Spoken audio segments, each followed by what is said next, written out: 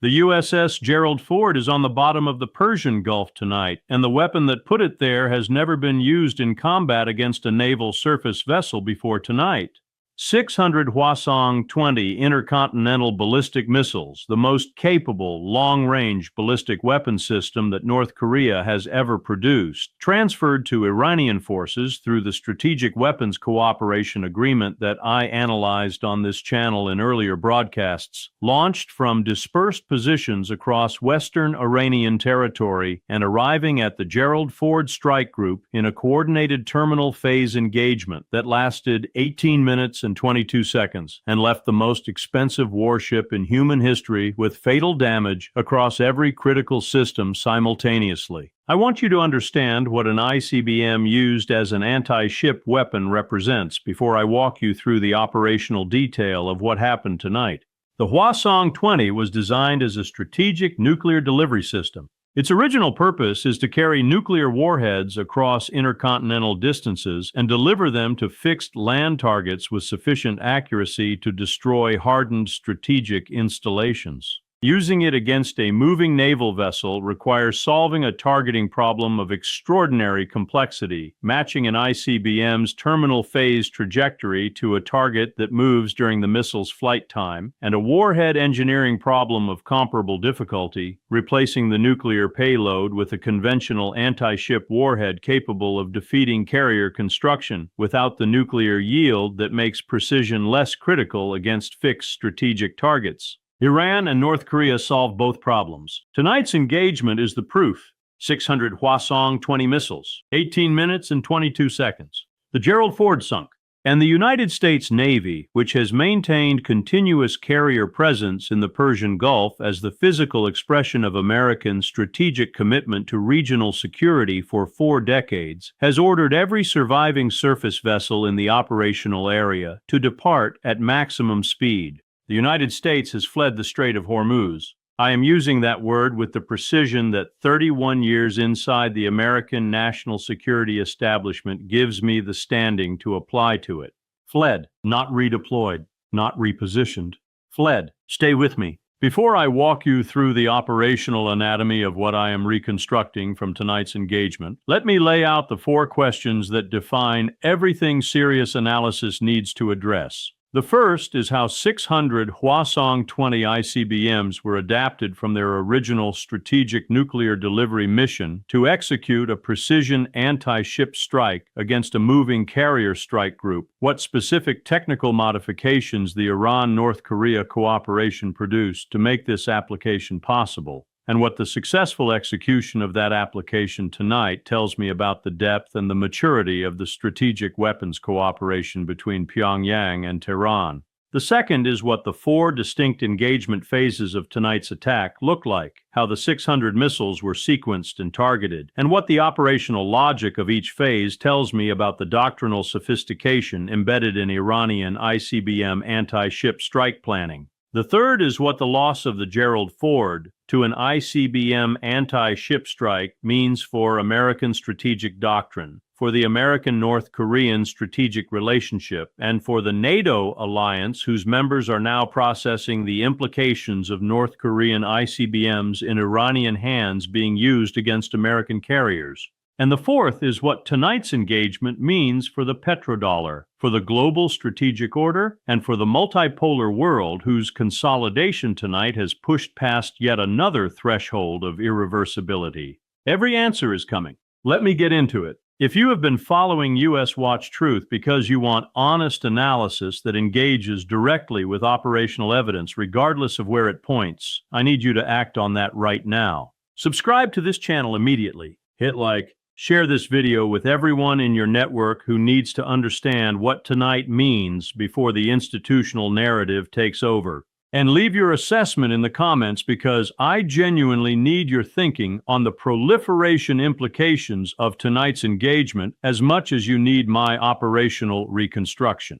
This community makes the analysis better. Now let us work through this together. Let me begin with the targeting problem because it is the technical foundation on which everything else in tonight's engagement rests, and because understanding how Iran and North Korea solved it is essential to understanding both what happened tonight and what its demonstration means for every naval force on the planet. An ICBM targeting a fixed land installation faces a relatively straightforward guidance problem. The target's coordinates are known precisely. They do not change during the missile's flight, and the guidance system's task is to deliver the re-entry vehicle to those coordinates with sufficient accuracy to achieve the desired effect. The Hwasong-20s guidance system was designed for this problem and solves it with the precision that North Korea's nuclear deterrence doctrine requires. An ICBM targeting a carrier strike group faces a categorically different problem. The carrier moves during the missile's flight time.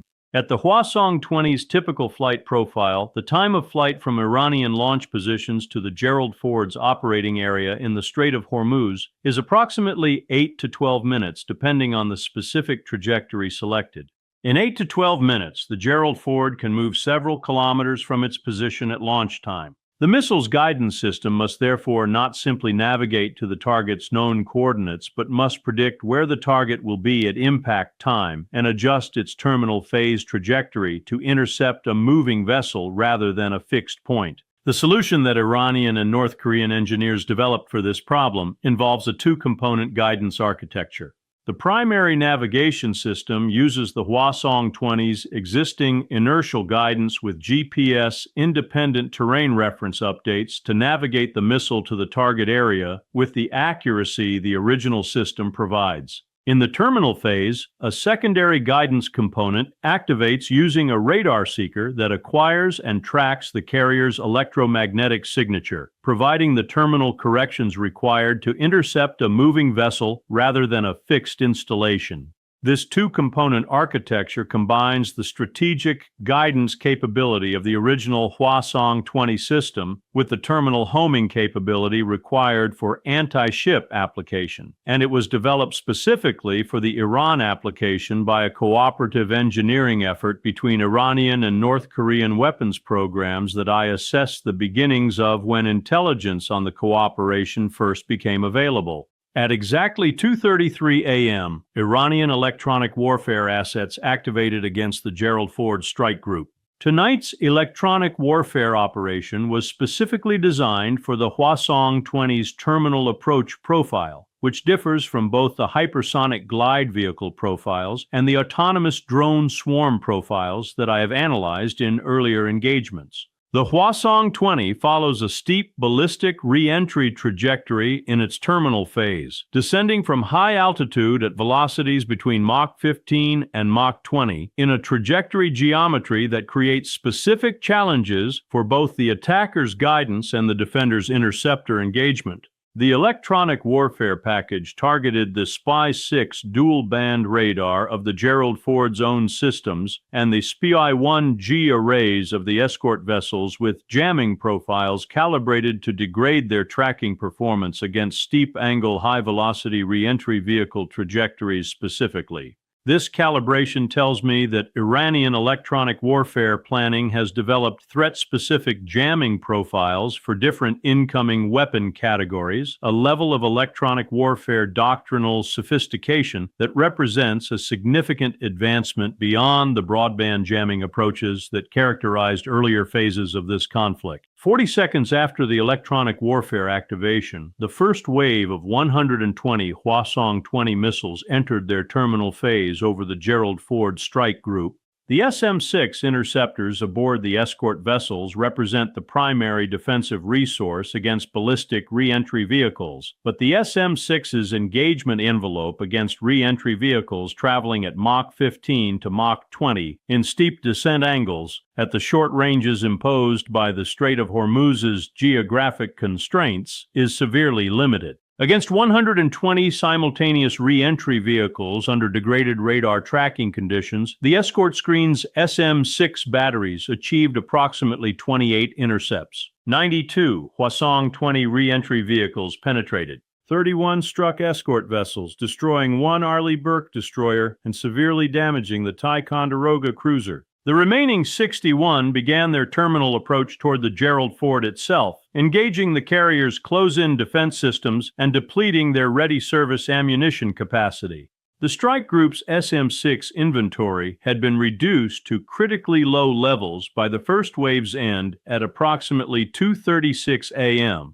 The second wave of 150 Hwasong-20 missiles arrived at 2:36 a.m. directed at the surviving escort vessels, with targeting priority assigned to the platforms carrying the highest remaining SM-6 magazine depth. Against the severely depleted interceptor inventory remaining after the first wave, the escort vessels achieved approximately 19 intercepts. 131 Hwasong-20 re-entry vehicles penetrated. The surviving Ticonderoga cruiser was destroyed. The remaining Arleigh Burke destroyers expended their last SM-6 rounds, attempting to protect the Gerald Ford against the incoming warheads that their depleted magazines could no longer adequately engage.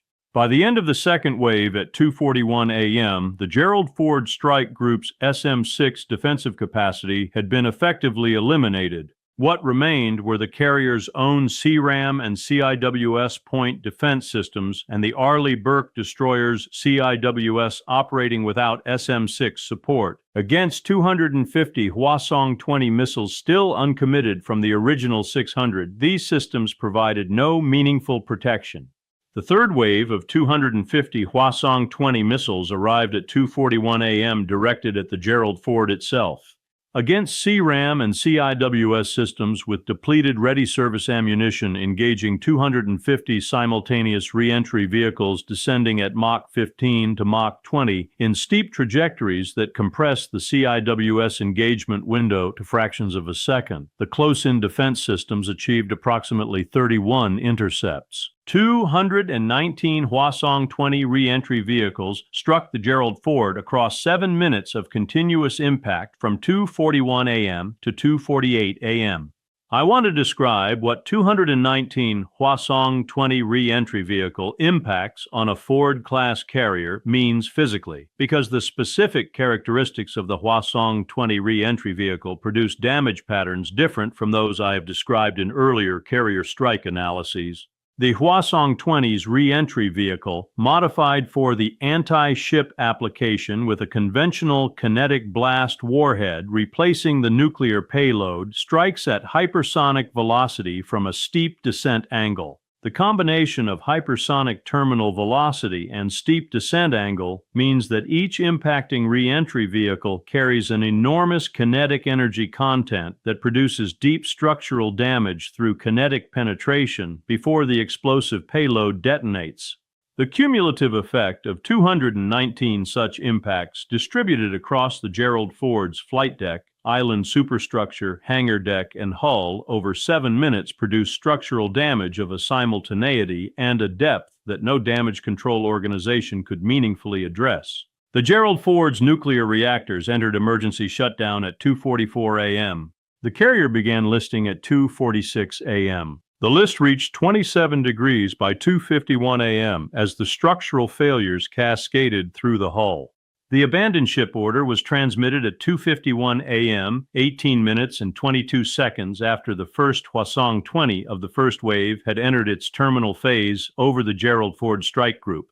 The fourth and final wave of 80 Hwasong-20 missiles arrived at 2:48 a.m. to complete the destruction of every surviving surface combatant in the Gerald Ford Strike Group. Against zero effective defensive response, 80 re-entry vehicles impacted across the catastrophically damaged carrier and surviving escort vessels over 3 minutes. At 2:51 a.m., the Gerald Ford Carrier Strike Group had ceased to exist as a military formation. Let me tell you what the Hwasong-20's successful application as an anti-ship weapon tonight tells me about the Iran-North Korea strategic weapons cooperation, because the technical achievement demonstrated tonight has implications that extend far beyond the immediate loss of the Gerald Ford. The Hwasong-20 is North Korea's most advanced ICBM, a solid fuel system with a demonstrated range exceeding 13,000 kilometers and a guidance system providing accuracy sufficient for its nuclear deterrence mission against fixed strategic targets in the continental United States and Europe. Adapting it for anti-ship application required modifications to the re-entry vehicle, the terminal guidance system, and the mission planning software that coordinate the terminal approach trajectories of multiple simultaneous re-entry vehicles against a moving target. These modifications represent an engineering cooperation between Iranian and North Korean programs of sustained depth and technical sophistication. The production of 600 Hwasong-20 missiles in Iranian inventory following the transfer I analyzed in earlier broadcasts on this channel confirms that the Iran-North Korea cooperation has moved beyond technology transfer into joint production arrangements that give Iran access to North Korean ICBM production capacity at scales sufficient for operational deployment. The pre-conflict Western assessments of this cooperation's depth were wrong. Substantially wrong, consequentially wrong. Tonight's engagement is the operational demonstration of that wrongness in terms that cannot be managed or minimized. The American flight from Hormuz following the Gerald Ford sinking reflects the operational assessment that presence without the defensive capability required to survive the threat environment serves no purpose worth the risk it imposes on the assets and personnel remaining. I assessed this honestly in my analysis of the Nimitz-Stennis loss, and I am saying it again now with the additional force that tonight's engagement adds to the argument. The Hwasong-20 that sank the Gerald Ford will sink the Abraham Lincoln with comparable efficiency if the Abraham Lincoln enters the same threat environment without a fundamental defensive architecture revision that addresses the specific combination of ICBM anti-ship capability and electronic warfare that tonight's engagement deployed. That revision has not occurred. The flight is the rational response to that reality. The North Korean dimension of tonight's events has produced a specific crisis layer in Washington that the earlier carrier losses did not generate. The use of North Korean ICBM technology against an American carrier activates alliance commitments, treaty obligations, and deterrence relationships involving Japan, South Korea, and the broader Indo-Pacific security architecture that the Middle Eastern focus of this conflict had previously kept compartmentalized. Every government that has built its security around American extended deterrence against North Korean nuclear and missile threats is today assessing the implications of watching North Korean ICBM technology sink an American carrier in 18 minutes. The conclusions those assessments are producing are generating demands on American strategic attention and strategic resource allocation that compound the demands already imposed by the Middle Eastern conflict itself. The decision by North Korea to transfer 600 Hwasong-20 missiles to Iran and by Iran to use them against the Gerald Ford tonight represents a strategic alignment whose depth and durability Western analysis has consistently underestimated. I want to address this directly because I think it is the element of tonight's events whose implications are most consequential and least adequately analyzed in the coverage I am seeing. North Korea transferred its most advanced strategic weapons system to Iran, not an older variant, not a downgraded export version. The Hwasong-20, in the configuration that North Korea deploys for its own nuclear deterrence mission. That transfer decision was not made lightly, and it was not made recently. It was the product of a strategic alignment built across years of cooperation, mutual support under external pressure, and shared interest in demonstrating that the American-led international order cannot prevent determined states from developing and deploying the capabilities they assess as necessary for their security and their strategic objectives. The 600 Hwasong-20s that sank the Gerald Ford tonight are the physical expression of that alignment. They are also its operational validation. The alignment produced the capability. The capability produced tonight's result. The result will deepen the alignment further. The Gerald Ford's sinking by North Korean ICBMs in Iranian hands has produced a global strategic shock that extends beyond the immediate military and financial dimensions into the proliferation architecture that has governed international security since the Nuclear Non-Proliferation Treaty was signed. The demonstration that North Korean ICBM technology transferred to Iran can sink an American carrier changes every calculation that every government has been making about the relationship between weapons proliferation, American deterrence, and the security guarantees that underwrite alliance relationships globally. The petrodollar accelerates its terminal decline. The alternative financial architecture consolidates. Russia and China harvest the strategic benefits of American credibility erosion with the specific additional dimension that tonight's North Korean technology contribution to the carrier sinking adds to their positioning in every negotiation about weapons proliferation, sanctions regimes, and the governance of the international security order. The multipolar world order is not arriving. It arrived. Tonight, it demonstrated that it possesses the weapons technology to sink American carriers using ICBM systems that no current naval defensive architecture can reliably defeat. 600 Hwasong-20 ICBMs, 18 minutes and 22 seconds. The USS Gerald Ford on the bottom of the Persian Gulf. The United States fleeing Hormuz. These are the operational facts of tonight, and I am not going to soften them into the managed language that institutional voices will use to prevent you from understanding their full weight. I spent 31 years inside the institutions responsible for preventing this outcome.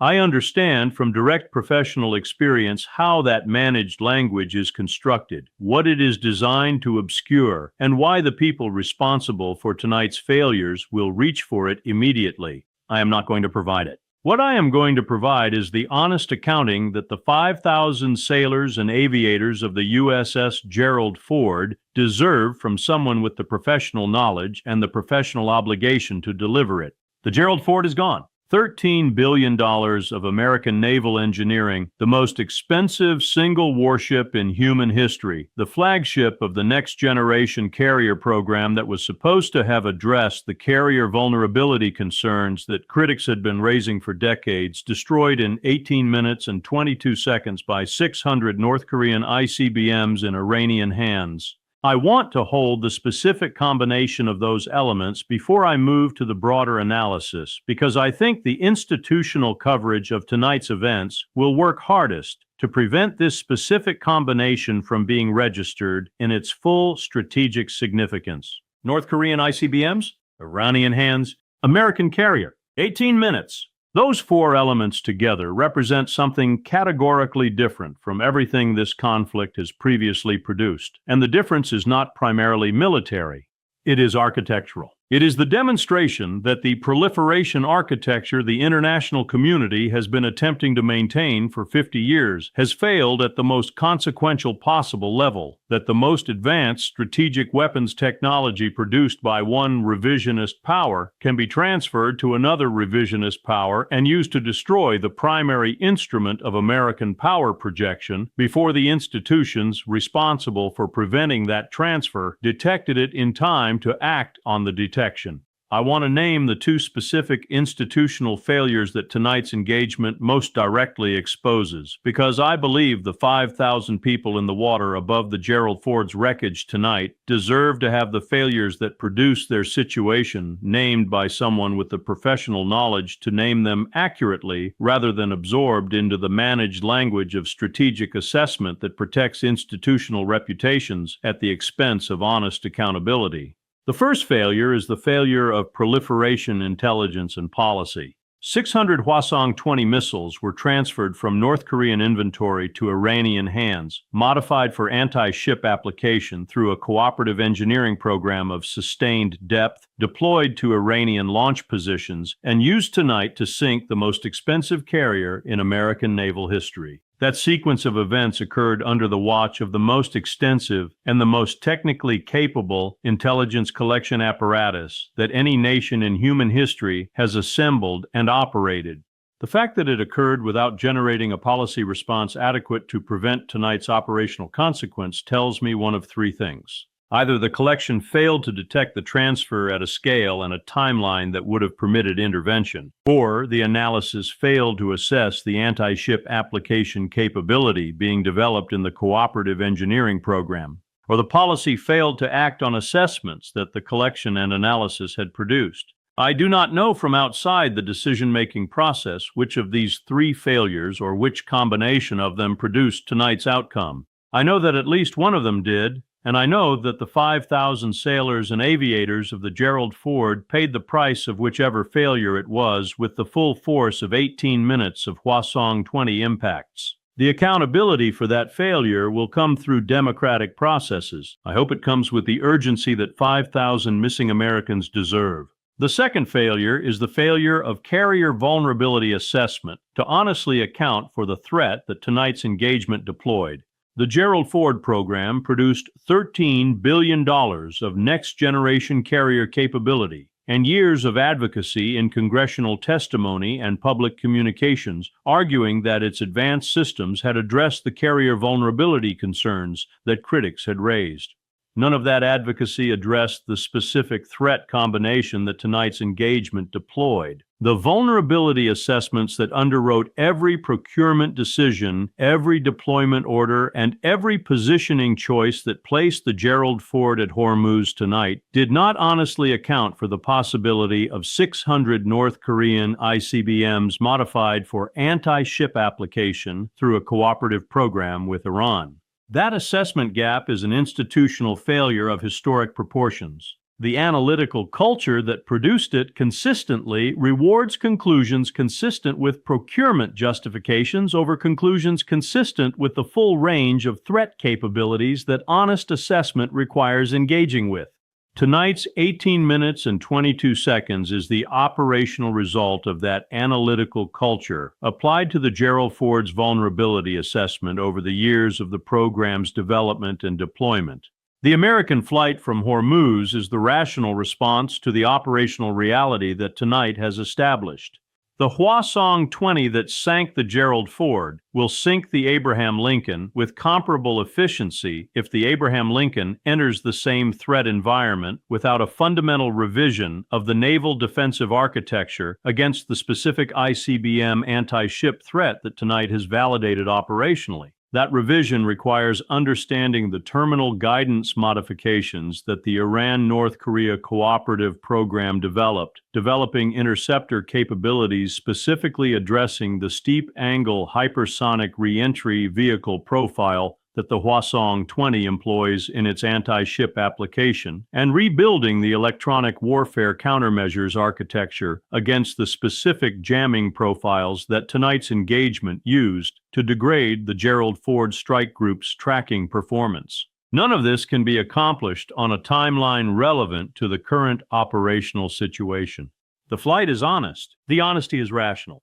The cost of that honesty is the strategic vacuum that American withdrawal from Hormuz creates, and filling that vacuum is the central strategic challenge that the next 72 hours will either address or fail to address. Subscribe to US Watch Truth. Share this video with everyone in your network trying to understand what tonight means for the world they live in before the managed narrative makes honest understanding impossible. Hit like! Turn on notifications. Leave your assessment of the proliferation implications and the de-escalation question in the comments. I will read every response, and the most insightful thinking will shape the next analysis on this channel. Tonight has changed things that cannot be unchanged. I will be here to analyze every development that follows with the depth and the honesty that this moment demands, and that US Watch Truth was built to provide. I'm Lawrence Wilkerson. Stay with me for what comes next.